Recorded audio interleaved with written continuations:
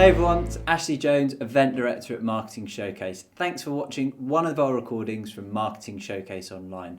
I really hope you enjoy it, and hopefully I'll see you at another one soon. Thanks, Ash.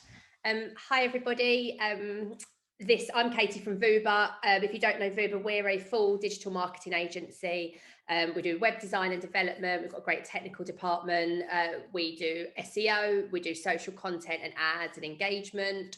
And we also do Google Ads, which is what I'm going to talk to you about today. So if you've got any questions, pop them in the chat or the Q&A, and hopefully I'll get around to answering some of them at the end, all of them hopefully. If not, if there's any in particular that you really want the answer to, I can come back to you afterwards. So I'm just going to share my screen and go through a presentation that I have.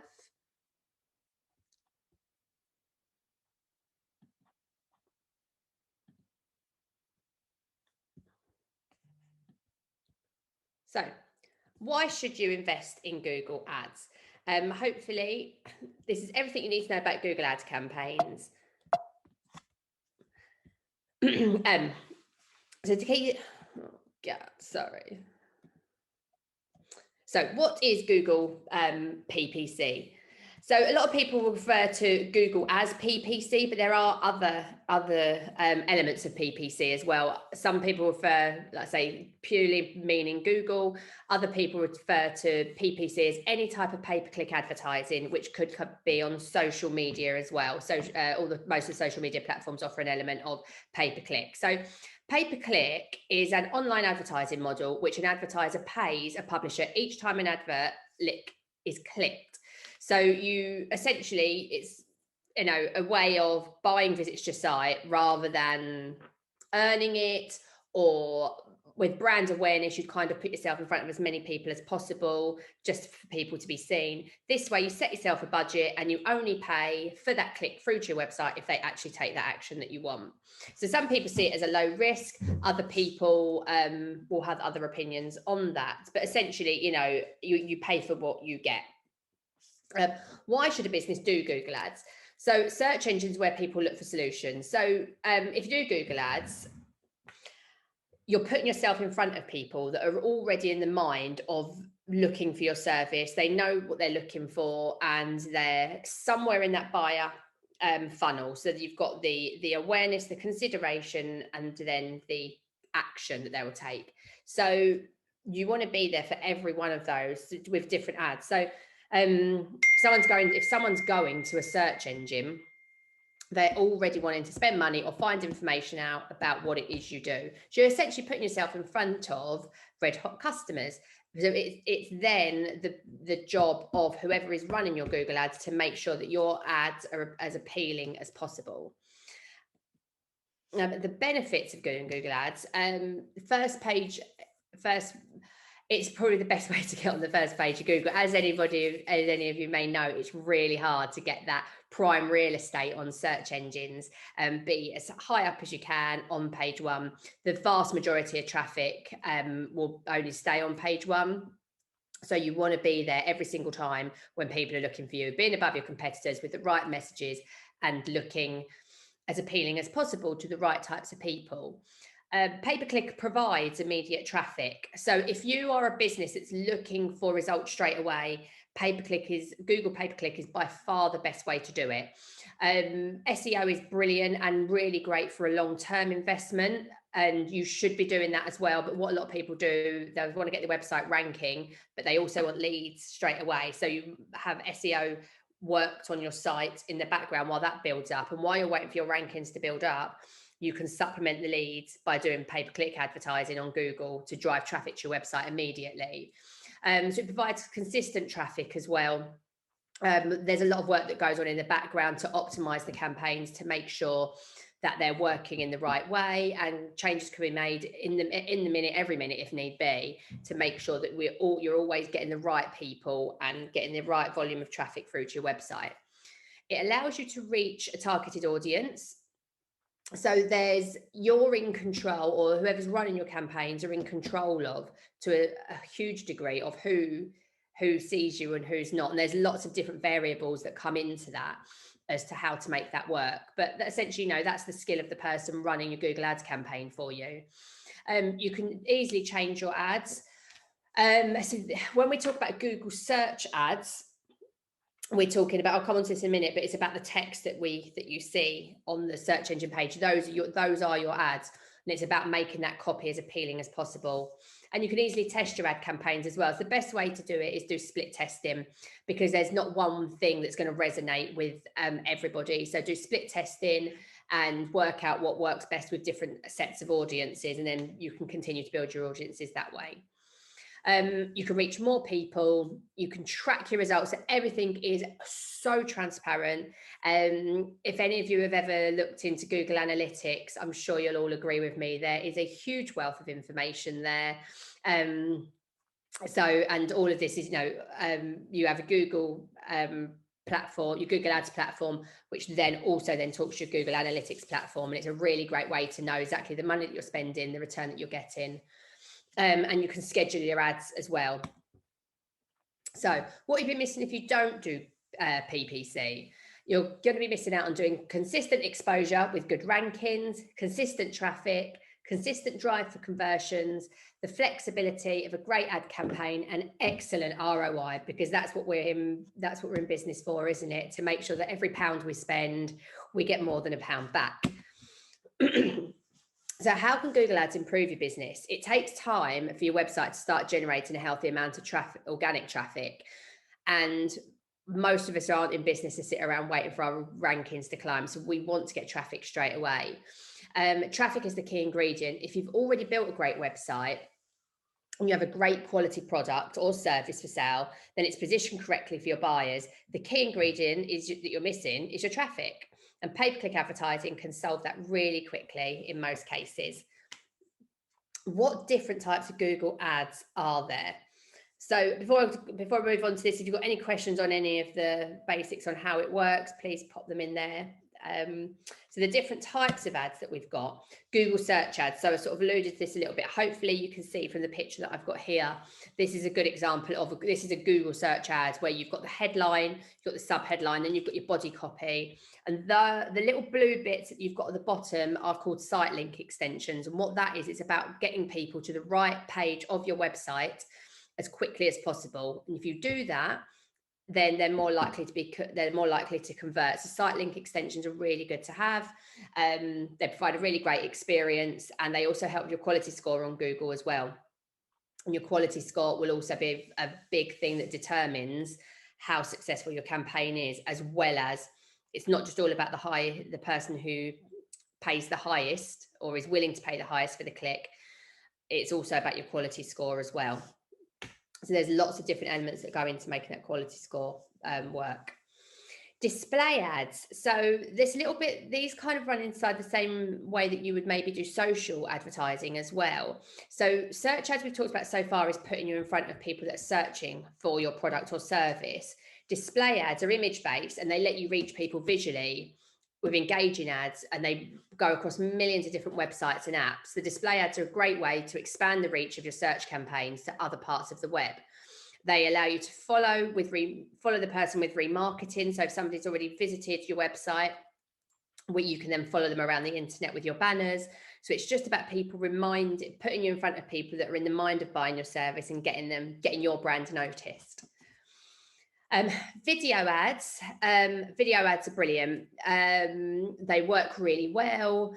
When we talk about the Google Video Display Network, what we're talking about here is not just YouTube. It's Google on YouTube, but YouTube is probably representative of, I can't remember the exact figure now, but it's roughly about 50% of the Google Video Display Network. There's lots of different things that we can do on YouTube. You can really be really targeted with the different types of people that you're looking to target. That if you know who your ideal customer is, YouTube is a great one to use, because you can be really specific. But there's also, like I say, millions of other different websites and apps as well where your videos can be seen, which sometimes people aren't so aware of. When they think about Google Ads, Google Video Ads, they're thinking YouTube, but there's lots and lots and lots of other different places that you can get your videos seen as well. And again, all of this can be, the responses can be recorded and used for more remarketing purposes in the future. Google Shopping ads are brilliant. Who hasn't used a Google Shopping ad and been been sold to by the lovely pictures that we see? They make it really easy for people to buy and check out.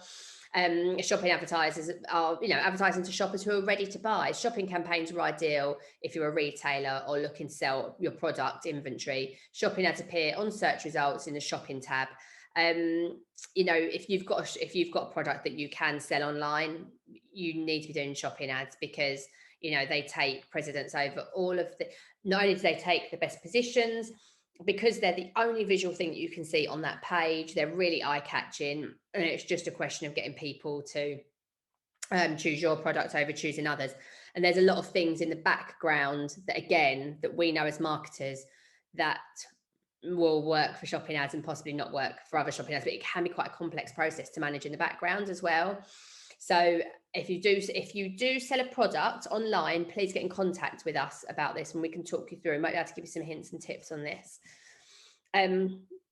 So how can your campaigns be adjusted to suit your needs? So we can give you control over the budget and scheduling. So it's not just a question of throwing a load of money in and hoping that the right people click. When you begin, you set a budget for the ad campaign. It's not set in stone. You have the ability to adjust it at any point. And if you find that each click is costing you more than you want to spend, then you can change the keywords you are using to get a lower cost per click rate. You may also find some campaigns are not doing so well, so you can just turn them off and add budget to the ones that are. Another example would this be, let's say we find from your results that most of your conversions are coming through the working week. We can turn your campaigns off at the weekends because they might still be spending money, but your conversions are a lot lower. And that way we can make the budget that you do put in work as hard for you as possible. You only pay for the clicks that you get. So this saves a lot of time and money versus traditional marketing platforms. You may pay £2 for a click, but then get £500 in return for sales. You can also determine the most effective ads by tracking where people are clicking through and where they abandon, especially if your click to conversion rates are low. And you can measure and track. So virtually any goal downloads, entries, email signups, etc., can be tracked through Google Advertising. This gives you measurable results to present. So Google talks about a goal being something we might normally talk about a conversion. So any action someone can take on your website, so whether that be a telephone call, contact form submission, an email button, if you've got brochures on there that people can download, anything like that, you can choose what you set as goals, and we can measure those goals. We've got a large furniture manufacturer that doesn't sell directly to the consumer. They sell through distributors, and the only goal that they use on their campaign is find a stockist. So we know that's the only goal they use. So we know that that's really good, and then they can then go on to track where that journey went after that. Results are really fast, so people are actively searching the key terms that you bid on. So therefore, you can have a lead in less than a minute. While this is not always the case, you won't have to wait long for your company to be mentioned at the top of search results for queries directly related to the products and services that you supply. And you can target. One of the greatest things about Google Ads is that you only pay to find exactly what you want to reach. So using keywords, demographics, interests, the search engine puts your ad up where it matters the most. The leads will be real and relevant, and you can always readjust based on what is working best. Usually in about 3 to 6 months, you can make a great return out of your PPC ad budget investment. So as much as we can, you can get results straight away. The campaign will be working its optimum probably within the 3 to 6 month period, because you've got a measure of trial and testing at the beginning to work out what works best for you, because there's no two campaigns that will work the same for two different businesses. So targeting to a particular audience, what factors should you consider? Analyze your customer base and carry out client interviews. One of the best ways to determine who your target audience is to look at who already buys your product or service, how old they are, where do they live, what are their interests, and then we can sort of build a case around that. So we conduct market research and identify industry trends. We can look at market research for your industry and determine where the holes are in services that your product can fill, look at trends for similar products and see what they're focusing on, and then hone in further onto your product's unique value. And then analyze your competitors in detail as well. So we need to see exactly who you're competing against and where we can where we can give you a bit of an edge over your competition. So marketers can learn a lot by looking at competitors to see who they are commonly selling to and how we can go about it. Location targeting, are you looking to target people near and around, your location? If so, you need to consider the number of people that may need your services and products within the local area. Do they already know of you? Would they still search in Google to find you, or will they contact you directly?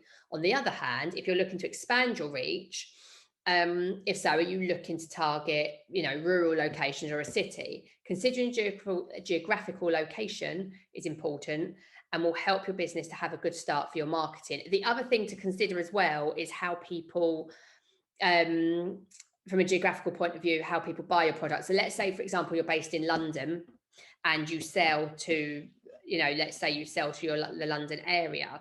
But let's say for example, you do catering and you're a catering business within the London area, and you supply catering to offices within the London area. However, you might have an office that's got their head office, let's say somewhere in like Birmingham, but they've got multiple locations in London and want to organise some meetings for you to, they need catering done.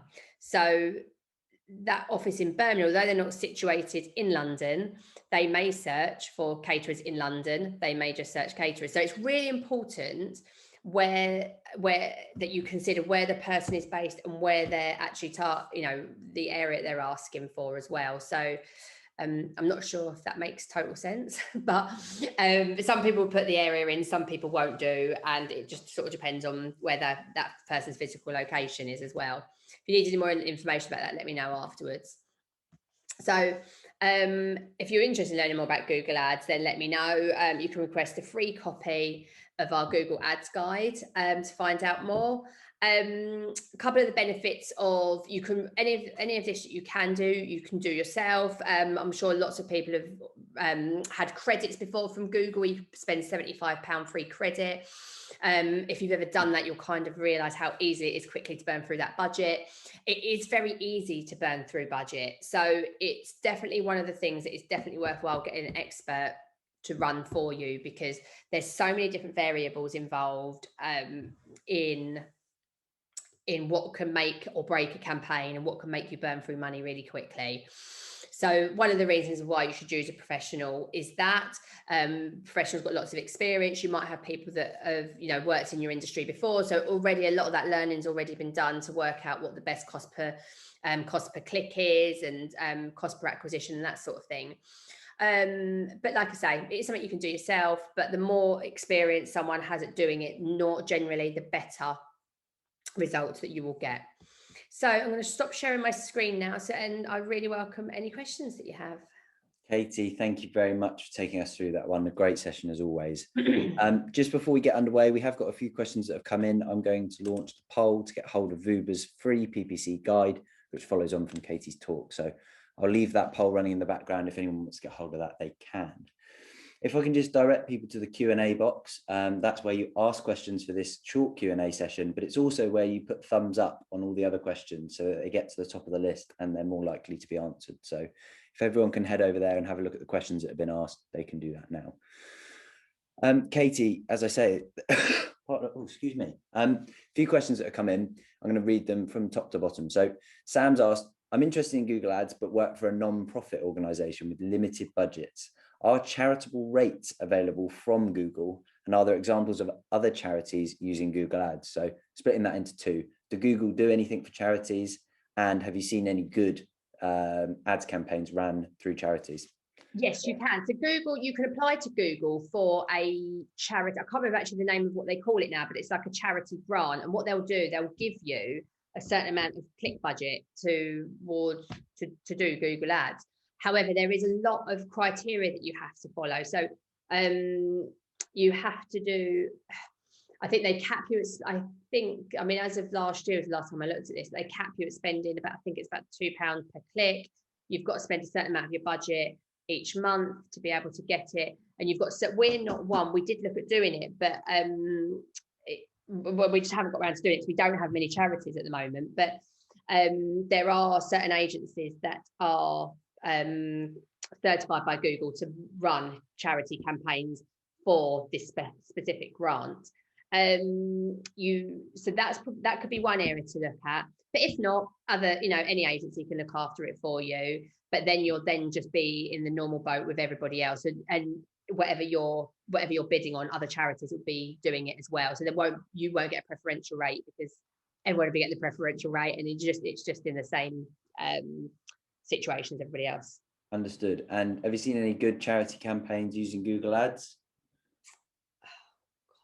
Not off the top of my head. There will be some, and I can have a look. If you want to know, I can have a look. But it probably depends on more what, are you looking for it for fundraising or awareness and that sort of thing. So depending on what it is you're looking for, get in touch with me. Let me know what your goals are there, and I can help advise you and show you find some examples for you. Okay, next question. Matthew has gone on to say, do you think that the cookie apocalypse coming next year will have a significant impact on the effectiveness of PPC? Well, I don't know how much you're aware, but we're just there now with Facebook and Apple have had a big falling out, and the iOS 14 update that happened in May is everyone was really frightened of it, and it is definitely having an effect. So what we can see so far, that is having an effect with social advertising. So yes, I'm imagining it will have an effect. However, we're in a world where marketing is forever changing anyway, and technology is forever changing. And I think the only thing that you can do is welcome it, embrace the change, and re-strategize and work out new ways that you can market to your audiences. We've kind of had a bit of a luxury, I think, over the last I say a few years, in the last sort of 10 years or so, where the tracking has become really available to us to be able to track the right people. However, my personal view is I'd much rather see ads that are relevant to me than ads that aren't relevant to me. But everybody is different. So in short, yes, I do think it will make a difference, but I just think we all need to, it's good for us to stay on our toes as marketers. Good, thank you. Claire's then asked that, Claire's sort of made a comment here, and she said that she's inherited a website that's not going to be refreshed for another 12 to 18 months. It's got lots of good content, but isn't SEO enabled or optimized. Would you recommend to press ahead with PPC in the first instance, or will that be lost given the lack of SEO? It depends on what you're doing, what your business does, what you're trying to sell. There are a couple of options for you. If the site is really slow and the pages that we're sending people to have relevant content non-relevant content, that is going to have a huge detrimental effect on your quality score, which essentially means that you're going to have to bid more aggressively against your competitors.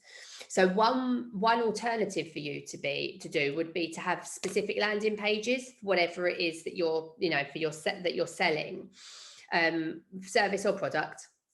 That's fine. Or it kind of just depends. You kind of need to have a look. You kind of need to have a look at your website and see what the pitfalls are in there, and then make a bit more of a decision there whether you go down the sending traffic to your website or do some specific landing pages. Happy to have a chat with you if you want to send me your website. Katie, does SEO and PPC have some sort of link there, or is it? Yeah, so SEO again is such a broad subject, and there's lots of different things, but some of the main things under SEO, where having good SEO on your website will be having the site speed optimized. So let's say you've got really big pictures that's slowing the site speed down, or any other technical stuff that's going on your website that slows the site speed down. That's going to go against your quality score on Google. So by having good SEO on your website will make your PPC your Google Ads campaigns work a lot better. Yeah. this next question is a good one. Have you ever seen PPC being abused by competitors? For instance, small independent businesses, their PPC ads could be spam clicked by competitors. And I'd like to say also, do you ever see, well, I see it all the time actually, if you're searching for, say, I don't know, some golf clubs by XYZ manufacturer, but then their competitors bidding on their keywords as well, and you see competitors start to face off in that way. So give us some examples of how you've seen competitors using it, and particularly in reference to this conversation about spam clicks. Yeah, so it's a really good one. So years ago, I'm going back to like early 2000, like sort of 2002, 2003.